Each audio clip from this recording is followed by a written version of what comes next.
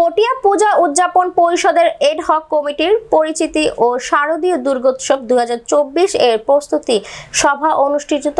বাংলাদেশ পূজা উদযাপন পরিষদ পটিয়া উপজেলা শাখার নবগঠিত এডহক কমিটির পরিচিতি ও আসন্ন শারদীয় দুর্গোৎসব 2024 এর প্রস্তুতি সভা সুচক্রদণ্ডী পল্লী মঙ্গল সমিতি প্রাঙ্গণে অনুষ্ঠিত হয়। নবগঠিত এডহক কমিটির আহ্বায়ক মেম্বার নিখিলদের সভাপতিত্বে সদস্য সচিব তাপসদের সঞ্চালনায় অনুষ্ঠিত সভায় মঙ্গল প্রদীপ প্রজ্বলন করেন সুচক্রদণ্ডী শ্রী শ্রী লোকনাথ আশ্রমের অধ্যক্ষ লোকনাথ ব্রহ্মচারী। প্রধান অতিথি ছিলেন বাংলাদেশ পূজা উদযাপন পরিষদ চট্টগ্রাম জেলার সহ সাংগঠনিক সম্পাদক অধ্যাপক শিমুল কুমার দে।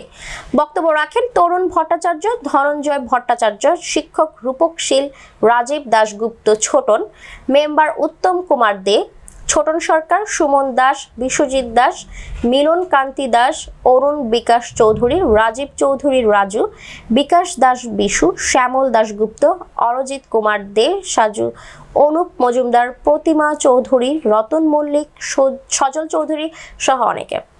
এতে বক্তারা আসন্ন শারদীয় দুর্গোৎসব উৎসব মুখর পরিবেশে সম্পূর্ণ সকলকে একযোগে কাজ করার আহ্বান জানান।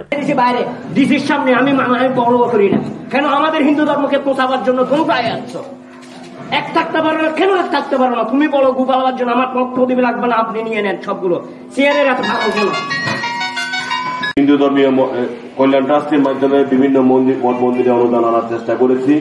আপনারা জানেন বিগত দিনে প্রতি এটা ফলে আমাদের হিন্দু সমাজের পরিচিতিটা নষ্ট হয়ে যাবে, তাই এগুলো আমার বক্তব্য। আমরা এগিয়ে যাওয়ার প্রত্যয় এবং প্রত্যাশা রেখে আমি আমার এখানে সংক্ষিপ্ত বক্তব্য শেষ করছি। আমি যদি একটা ব্যস্ত হয় তাহলে আমরা একটা বাচ্চা পাবো না, আমরা যদি সবাই একসাথে মুক্তি চাই তাহলে আমরা কেউ মরবো না। পৌরসভায় যে পূজা সংগঠিত হবে, সবাই আমরা সুশৃঙ্খলভাবে পূজা করব, সবাই সাহসের সাথে আমরা পূজাতে উপস্থিত লাভ নেই। আমরা সকলে মিলে ঐক্যবদ্ধভাবে এই শারদীয় উৎসবকে আমরা আনন্দময় করে তুলব।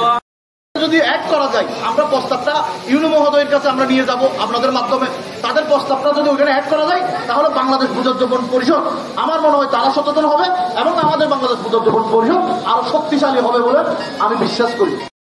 নিয়ে আপনাদের সকলকে নিয়ে এই বাংলাদেশ পূজা উদযাপন পরিষদকে আপনাদের সকলের আন্তরিকতা, সকলের পরামর্শ, সকলের ভালোবাসা নিয়ে আমি এই পুজো পরিষদকে কারো পকেটের মূল্যে পাওয়া যায় সেই দ্রব্যমূল্যের মধ্যে একটা খরণ করবেন।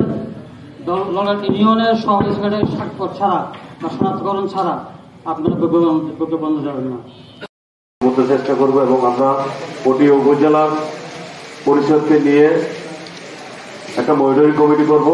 পুজোর এই 4-5 দিন যেন আমরা সার্বক্ষণিক দায়িত্বে থাকবো, কোনো জায়গায় বিশৃঙ্খলা সৃষ্টি না হয়।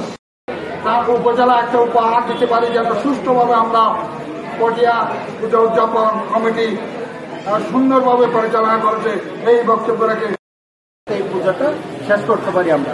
তো আপনাদের কাছে অনুরোধ থাকবে ভেদাভেদ ভুলে গিয়ে সবাই ঐক্যবদ্ধভাবে আমরা একে অপরকে সাথে নিয়ে আমরা পূজাটা উদযাপন করবো।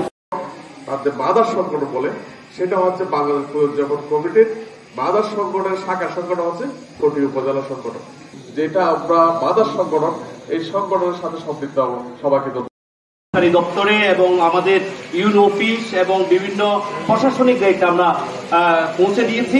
আমরা সঠিকভাবে এই লিস্ট অনুযায়ী আমাদের সব মন্দিরে এসব আমাদের যে ভোগ্যপূর্ণ অনুদান পৌঁছে যাবে। সবাই আর কেউ থাকতে পারেন না কি উনি কি একটা রেস্ট নিয়েছেন, এটার জন্য আমরা অভিযোগ করবো কার্যকরী কমিটিকে। সকল ধর্মমান ব্যক্তিবর্গ এবং সভাপতির দায়িত্ব পালন করার সময় আমি এই পটিয়ার প্রতিটি তখন ছিল 22টা ইউনিয়ন, এখন হচ্ছে 17টা ইউনিয়ন। তখন আমি এই 22টা ইউনিয়নের ঘরে ঘরে প্রতিটি মানুষের ঘরে ঘরে গিয়েছিলাম। এই সনাতনী ভাইদেরকে সুন্দরভাবে বাংলাদেশে নিরাপত্তা আমাদের আজকের আমাদের এই অনুষ্ঠানের পটিয়া উপজেলা 17টা ইউনিয়ন থেকে যারা ওয়ার্ড থেকে যারা নেতৃত্ব এই পূজা কমিটির নেতৃবৃন্দ আছেন এবং পটিয়াতে গতবার আমি চট্টগ্রাম জেলার 15টি উপজেলায় অন্তত 150টি মণ্ডপে যাওয়ার অভিজ্ঞতা হয়েছে। আমি চট্টগ্রামের অন্তত গতবার 10টা উপজেলায় গিয়েছি।